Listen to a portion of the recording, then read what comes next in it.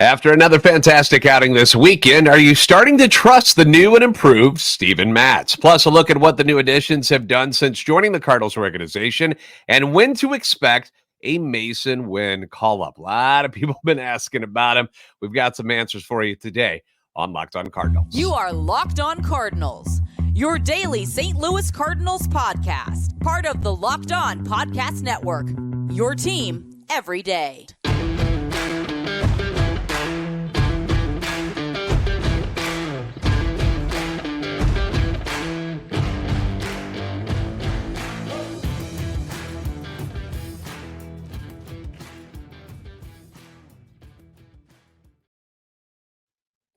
Hey there, Cardinals fans. I'm JD Hafford, and I'm a national radio sports anchor, born and raised in the Lou, and a lifetime Cardinals fan. And I'm your host for Locked On Cardinals, part of the Locked On Podcast Network, your team every day. You can follow me on Twitter at JD Sports Radio, or are we calling it X yet? Have you started doing that yet? I'm still going to go with Twitter until the bosses up above me tell me to start saying X. But at JD Sports Radio. Also, the podcast available at LO_Cardinals. We want to thank those of you who make Locked On Cardinals your first listen every day. We are free and available wherever you get your podcasts, whether you go to iTunes, Spotify, Google Podcasts. Also available on YouTube. Like, subscribe, and comment. Make sure you like and subscribe. That really helps the channel grow. Hit the notification button so you know when new episodes are posted so you don't miss out on anything. This is a show serving Cardinal Nation and giving the best fans in baseball all of the info about the birds on the bat. Pitching, pitching, pitching. Those were the words that continue to ring in my ears. And they came out of the mouth of President of Baseball Operations, John Mozeliak, a couple of weeks ago. We all know that the pitching has been an issue this year. It's been the biggest issue so far for the team this season. Michaelis, Montgomery, Flaherty, Wainwright, Steven Matz. That was supposed to be the staff that led this team in 2023. That was the idea, at least. You know, the two biggest disappointments from those original five have easily been Cardinals legend Adam Wainwright, who got roughed up again on Friday by the Rockies, continues to try to get that elusive 199th career win. Is he going to get there? Now I'm starting to get nervous. We only got, all right, we still got like 7 weeks of the season left, but come on, Wayno. Let's just get to it so we can get through it all, right? And then there's Steven Matz. Steven Matz has been a disappointment until recently, right? Not that the other three have been lights out awesome throughout the entire season, but Wayno and Matz have been huge disappointments at the back end of that rotation. And like I said, with Matz, until recently, because he's gotten a lot better. Now, for those who are unfamiliar, Steven Matz, he signs with the team back in 2021, and he was coming from Toronto, where at the age of 30, mind you, he won a career-high 14 games. He went 14-7 that season, had a career-low 3.82 ERA. He threw 150 and two-thirds innings. That was the third most he'd ever thrown as a Major League ball player in his career. And many fans criticized this move of signing Steven Matz because of the risk that we were taking as far as his injuries go, because his injury history, there's a lot going on here. The injury bug has always been a problem for Matz. Heck, it was a problem when he got drafted by the Mets in the second round back in 2009, because as soon as he got going, Tommy John surgery happened right out the gate. And if you remember, Matz was part of what was considered one of the elite up-and-coming pitching staffs in the big leagues. He was coming up with Noah Syndergaard, Jacob deGrom, and Matt Harvey. And they were called, and I remember this name, and I laugh at it now, but they were called the Four Horsemen of Queens. That was the nickname that they were going by back then. The injuries held him back from ever really reaching the full potential that they thought Steven Matz possessed. Because when he's healthy throughout his career, he's been a stud. He's been pretty darn good. Those moments, though, have been few and far between. 2016, bone spur issues, and then a shoulder issue, all in his throwing arm, mind you. 2017, there was an elbow inflammation problem that knocked him out for a bit. Then he had ulnar nerve irritation that required surgery on his pitching arm. He didn't reach 30 starts as a professional until 2018. Did it again in 2019, but then 2020, more shoulder discomfort, knocked him out yet again. Then he gets shipped to the Toronto Blue Jays in 2021, has a strong, healthy season, And that's when the Cardinals swooped in in free agency and signed him to a 4-year, $44 million offer. And at the time, I remember when it happened, and I was just kind of like, well, okay, he's going to be at the back end of your rotation. You're not signing him to be your ace or anything like that. That wasn't going to be what he was brought on for. But since he's been a Cardinal, injuries again continue to pop up. Last year, you had the shoulder, and then you had the freak knee injury in Cincinnati. Nothing you can really do about that. But this spring, if you remember, Matz looked pretty darn good. And I, like many Cardinals fans, finally were like, okay, maybe he's come around. Because here's the thing. You get hurt, and you don't immediately just bounce back, okay? So all of these years, all of these injuries, they take a toll on you. And then you've got to build yourself back up. And you finally get to the point where you're healthy again. And Matz has only gotten there a couple of times. And then, boom, something else happens again. But again, this spring looked healthy, looked pretty good. Hoping for good things from him. But then in his first 10 starts, he goes 0-6. 0-6. And the team goes 2-8 in those starts. He had an ERA of 5.72. Opponents were hitting 324 off of him. And we couldn't blame it on injuries this time because from all accounts, he was healthy. So what do? Eventually, enough is enough. And you have all of us as fans who are complaining, like, how do you keep putting him out there? They finally remove him from the rotation. They put him in the bullpen where he finally found some success. From May 29th to July 5th, he was used exclusively from the bullpen, had a 2.81 ERA. Opponents hit just 224 against him. The team goes 0-8, oddly, in the games that he appears in, but Matz was showing progress. So that was good. That's all I wanted out of him. I was like, let's put him somewhere where things can get going in the right direction. You need some positivity for this guy. I mean, it was just all negative for the first month and a half of the season. So, and he saw some good things out of him from the bullpen, much like last year. Remember when he came back from the knee injury last year, they didn't put him back in the rotation. He went into the bullpen to, try to help the team out because they'd already made trades for Jordan Montgomery and Jose Quintana, and they put him in the bullpen and he did fine. I was one of those that believed that maybe you just keep him out there. All right. If that's where he's doing good stuff, I don't care about the money because it's not me spending it. So I don't care. But if he gives you positive things coming out of the bullpen instead of getting a start, then let's just leave him out there. And who knows? They might have done that. But they needed someone to start because Adam Wainwright goes down with his injury and the team is unable to rely on really anyone worth a crap to fill out the rotation behind Monty, Flaherty, and Michaelis. They just can't find anybody. They couldn't trust anybody. So July 9th, that is when Steven Matz comes back to the rotation. And outside of his start against the Nationals on July 15th, he has been almost reborn out there. Since his return, 3-0, a 1.65 ERA. Opponents are hitting just 192 against him. And he's got 33 strikeouts in 32 2/3 innings while walking just 7. He's been outstanding. Outstanding. Again, outside of that Nationals game. But that's part of his 6 starts since he's come back to the rotation. The ERA when he moved to the pen was at 5.72. After his bullpen appearance, he trims it down to 5.02. And now after this strong stretch of games, he shaved it down to 3.91. Remember, his ERA that he had with Toronto was the best he's ever had in a season.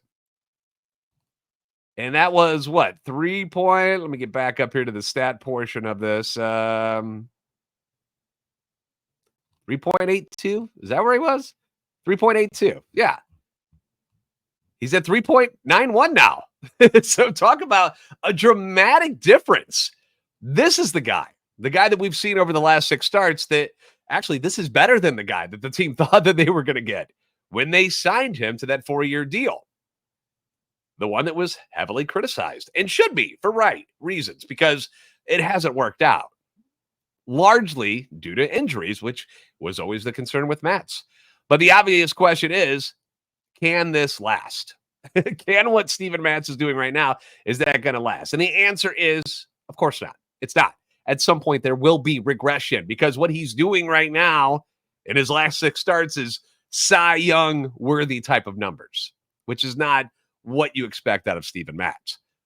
But maybe Steven Matz has found something outside of being healthy, which is, again, a huge part of all of this, that will allow him to be more consistent over the next 2 years of the deal that he signed with the team. Can we agree on that? Because when we talk about this rotation next year, which is going to take a lot to piece it together, you've got Michaelis already inked in, right? He signs his extension this offseason. And then you got Matz, who at this moment I think is penciled. I will say penciled in, but I think we're really, really getting close to pulling that ink pen and writing his name into that rotation for next year. I for sure think they'll give him a chance. All of this is very encouraging to me. And for the sake of the team and the fans, I hope it continues. I really do. Because that will be one less spot in this rotation that they got to worry about for 2024. Now, in a perfect world, again, perfect world, Michaelis and Matz would be your 3 and 4 of the rotation next year. You sign 2 frontline starters, and you fill that 5th spot with who I'm hoping will be Matthew Liberatore. Of course, in this perfect world, Matthew Liberatore will have, by this point, made that step. He's going to take that next step over these last 2 months and end up winning the number 5 spot in the rotation. Again, perfect world. Not saying it's going to happen, not predicting it's going to happen. I'm just saying that in a perfect world, that's what I would like to see. So you would have 3 spots with Michaelis, Matz, Liberatore, and then you sign 2 free agents or trade for somebody to be your 2 frontline starters. That's my perfect scenario if this all works out. Now, on the other side of the coin, perhaps you see this Matz resurgence as a little bit of fool's gold, that he reverts back to the guy he was before this, or he gets injured again, which is likely because of his injury history. You know, it happens to him a lot. And then you got another spot that you got to fix again in the rotation next year. I don't know what side of the fence you're on right now. Personally, I think he's something in between what we're seeing now. I know he's better than what he was at the beginning of this year. I think it was still him coming back from injuries and just getting back to being who he was. Although the good stuff he did in spring training made you think he was already there. But anyway, I think he's in between what we see now and the horribleness that we saw early on in the season. I think that's where his sweet spot really is.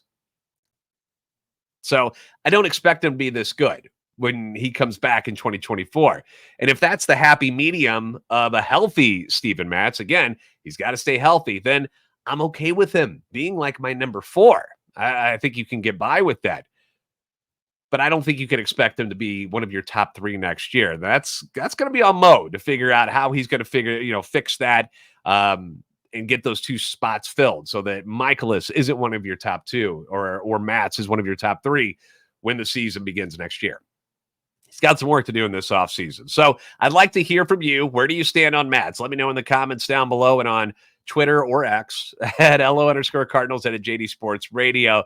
Let's have a little discussion, shall we? We're going to check on things, or how things, I should say, went with some of these new guys, these new acquisitions from the trade deadline. We'll talk about them next on Locked On Cardinals. At one time or another, we all need a little financial help, and that's why Dave is great. Dave can get you cash when you need a hand between paychecks and can help you build credit by settling extra cash advances on time. Now, Dave, in case you're not familiar, a banking app that's leveling the financial playing field. When you download Dave, you get up to $500 in 5 minutes or less. How about that? No credit check, no late fees. You got something that maybe something went wrong with the car, or you're late on some payments for your mortgage, or whatever it may be. $500 in 5 minutes or less, just like that. It's part of Dave's Extra Cash TM account. Advance the money you need with no interest and then settle up later. Extra Cash TM gives you more money to buy groceries, fill your tank, finally get your car repaired, or catch up on any bills that might be holding you back without having to wait for your next paycheck. You can even build credit when you settle up on time. Millions of people have already downloaded the Dave app to make their finances easier. So if you're in a pinch, get the help you need by downloading Dave. Download Dave today at dave.com/MLB. That's dave.com/MLB.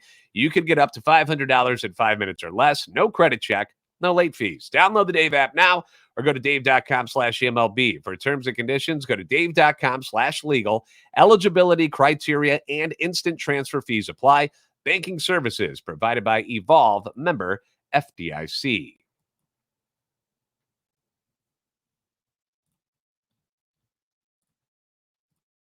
The Cardinals are enjoying an off day today before they battle the Tampa Bay Rays tomorrow night. And you can catch every pitch of the Cardinals Hometown broadcast with SiriusXM on the SXM app. Just search Cardinals. Again, thank you for making Locked On Cardinals your first listen every day. You can leave comments on YouTube as well as on Twitter anytime you want. Your feedback, it's always welcome. It's always encouraged, good or bad. Always want to hear from you. Now, we got a lot of new faces that are now in the organization. New faces and new places in the Cardinals organization after this trade deadline. So everybody's wondering, how did they fare over the first games of being a member of the Cardinals? And I have accumulated as much as I could find on these guys to let you know how they're looking so far. So how about we start with the lone guy in the Cardinals roster, actually up at the major leagues. That's reliever John King, who threw 2 shutout innings since he's joined the Cardinals in 2 appearances. One of those against the Twins, one on Sunday against the Rockies. 2 hits, no walks, 1 strikeout. Again, no runs. So far, so good. We talk about the rotation a lot. The bullpen obviously is going to need some help. You've gotten rid of Stratton. You've gotten rid of Hicks. So some people have got to fill those roles. And I don't know who else they're going to bring in, but it's always nice to have a solid left-hander down in the pen. Can John King be that guy? We hope so. We don't know. Track record doesn't say that he's expected to be that great, but things happen. We didn't expect Jojo Romero to be as good as he's been, and he surprised a lot of people, including myself, this season. Down in Memphis, you've got Sim Robertson, not Roberts, Sim Robertson, part of the Hicks trade. Did not have a great start to his Cardinals career. In fact, PU sucked. It was terrible. 3 1/3 innings, gives up 8 runs, 6 of those earned, 11 hits, including 1 home run, walks 3, strikes out 1. Just nasty. Not what you wanted to see. Better days are hopefully ahead of the Cardinals' new number 6 overall prospect. Most people think he's good, and that is not a very good display of what he has to offer. So 1 bad start. Can't crucify him for that just yet. The other guy in the Hicks trade, Adam Kloffenstein, who was much better than Roberts. Kloffenstein goes 5 innings. He gives up 1 run on 6 hits. He does walk 3, hits 2 batters, so he's kind of scary wild, but punches out 6. Daniel Guerrero at STLtoday.com does a fantastic job there as far as keeping us up to date on what's going on with the minor leagues. And this is what he had to say about that start. Kloffenstein utilized 6 pitches on the night, with which he induced 10 swing and misses and 4 groundouts. He relied mostly on a sinker and cutter combo to keep the jumbo shrimp to 1 run on 6 hits and 3 walks. You got to love the minor league names. Kloffenstein got 4 swings and misses with his slider and 2 apiece with his curveball and changeup per StatCast. So very encouraging in his first go around with Memphis. Infielder Cesar Prieto, who I actually have a picture of. I don't have a picture of him in the Memphis uniform yet, so bear with me. But part of the Jack Flaherty trade with the Orioles, he goes 3 for 11 in his first 3 games with Memphis. All 3 hits were singles, drives in 2, walks twice, strikes out once. He was batting in the number 2 spot in all 3 of those games. So nothing crazy going on there with Prieto, but at the same time, he wasn't like 0 for 12 with 12 strikeouts, so let's not whine about him too much.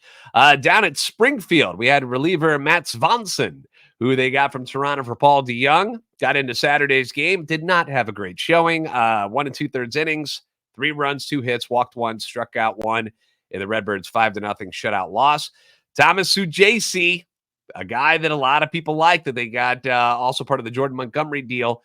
With the Rangers, he's at Springfield. He's already played 6 games with the team. He's 6 for 21, which is a 286 batting average. 6 runs scored, hit a solo jack, which also accounts for his only RBI. He has doubled, walked 5 times, and struck out 6 times. Not bad. Not bad for the 21-year-old.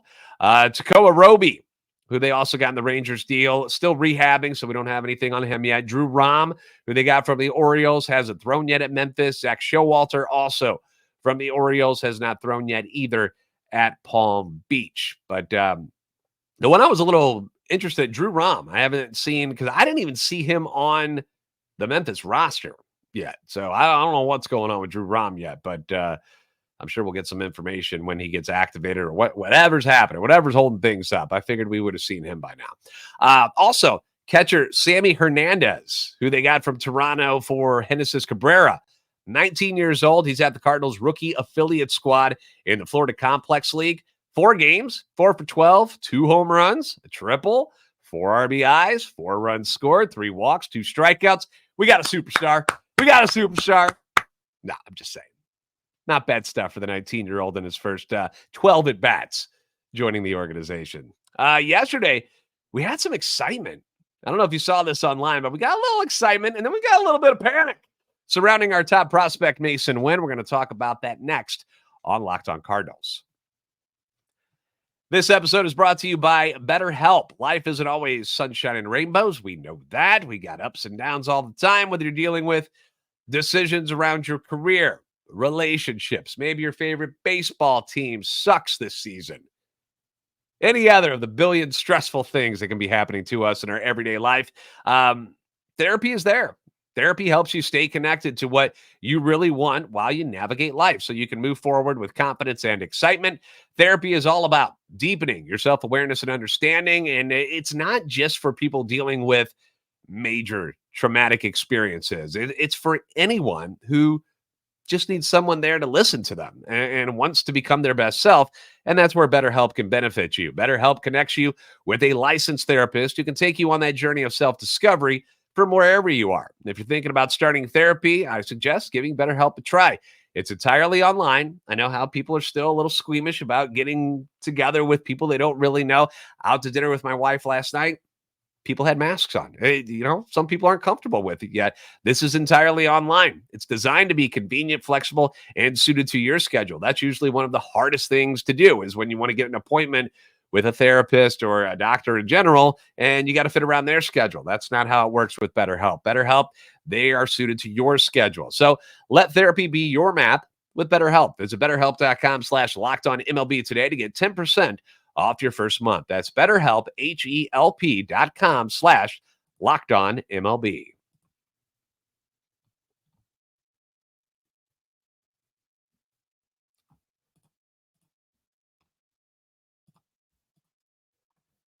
The Cardinals are back on the road to face the Tampa Bay Rays beginning on Tuesday. Yeah, that team that Randy of Resurgence plays for. And you can catch every pitch of the Cardinals hometown broadcast with SiriusXM on the SXM app. Just search Cardinals. Now, we're all very excited. I think most of us are. I'd say 99.9% of people are excited about the eventual call-up of shortstop Masyn Winn from Memphis. The other 0.1% just doesn't like anything in life, and they're just miserable all the time. But Masyn Winn is somebody that we're pretty hyped for. And people have been asking about when is he going to get called up? Why isn't he here already? What are we waiting for? There is a very good reason for all of this. It comes down to rookie eligibility and draft compensation. Now, to keep him eligible for a full rookie season next year, okay, to keep him as a rookie, he's got to be on the roster. If he does get called up this year, he's got to be on the roster less than 45 days. It has to have less than 130 plate appearances. Now, the reason that's very important for next year is because if Masyn Winn ends up doing very, very well and happens to win the Rookie of the Year award, the Cardinals would actually get an extra draft pick after the first round in 2025. So it makes sense for them to wait until late August to call him up because there's no rush right now because they're not playing for anything because the season is kaput. So no need to rush him up. Now, yesterday, I got a little excited. All of a sudden, I was like, whoa, what? I saw a tweet from Jeff Jones that Winn got pulled from his game against Memphis in the 7th inning, and Jeff Jones said, with no apparent injury.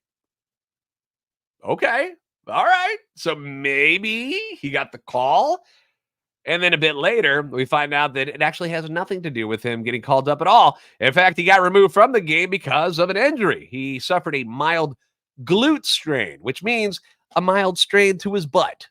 That's what that means. From everything I've gathered here, it was precautionary. They just didn't want to do any extra damage, avoid further injury. They're going to play it smart with their top prospects. So that was quite a turn of events because I was like really excited. I was like, oh my gosh, I even started sending out pictures of it to friends of mine, like, hey, maybe he wins coming up. And then blew up in my face and then didn't work out. But we hope for a speedy recovery for the Cardinals' number one prospect. And again, I would not expect him to get called up any sooner than August 19th or August 20th. Right in that time frame is when the 45 games will be passed and he should be safe to get called up. But I share in the excitement of seeing him on the club. You know, he's had a tremendous year at Memphis. What are his numbers? 284, 17 dingers, 59 RBIs, 92 runs scored, which leads the independent league. And then he's got 17 stolen bases. I mean, he is the spark plug that this offense could really, really use. And again, this year, no big deal. I just want him to get his feet wet so he's ready to go and he's not in shock and awe about everything when he gets called up finally. You want him to be ready to roll as your starting shortstop next season. At least that's what I want. Also, quick shout out to Luken Baker. That dude just continues to rake. 24 at-bats in the month of August. He's hitting .417 with 6 home runs and 12 RBIs on the season in just 80 games. He's batting .337. That's third in the International League. 31 jacks first. 89 RBIs first. And that's while also getting called up to the Cardinals in June and July, which cost him about a month at Memphis. It was probably like 20-something games at Memphis. And I personally, I really wish they could find a spot for this guy. I just want to see if he can hit at the major league level. I really do. Just 19 at-bats during his call-ups with the Cardinals. And most of those were right at the beginning, like right when he got called up. Where were they? Were they in Minnesota? Is that where they were when he got called up? Or was it Texas? I can't remember which one it was. But anyway, it was an American League team. And they let him play a couple games, got a few hits, and then that was it. He was out. And they put him on the bench and never let him play again. But those numbers are just disgusting at AAA Memphis. I mean, remember last year, Moises Gomez, club record, 39 home runs in 120 games at a combination of AA, AAA. So Baker, he's got 42 remaining games on the Memphis schedule to try and catch him. So he's at 31. 39 is a record. It is not a record for the International League, though. I looked these up, and I think these are the right stats because it wasn't that easy to find. But 42 home runs set by Phil Hyatt in 1996, the record for the International League. That's not even the most in all of AAA ever. Ron Kittle hit 50 in the Pacific Coast League in 1982, and then Ken Phelps hit 46 in the American Association in 1982 as well. So probably not going to catch those, but could catch Moises Gomez, set a home run record for the Cardinals minor league organization. So that would be cool. Just needs to get his at-bats. Again, thank you for making Locked On Cardinals your first listen every day. Be sure to catch every pitch of the Cardinals hometown broadcast for the series upcoming against the Rays. Again, starts tomorrow night, Tuesday night. You can find all of that on SiriusXM on the SXM app. Just search Cardinals. If you haven't already, please give us a follow on Twitter X at @LO_Cardinals and at JD Sports Radio. Like and subscribe on YouTube. Help our channel grow. You guys are the best fans in baseball for a reason, and I will see you next time on Locked On Cardinals.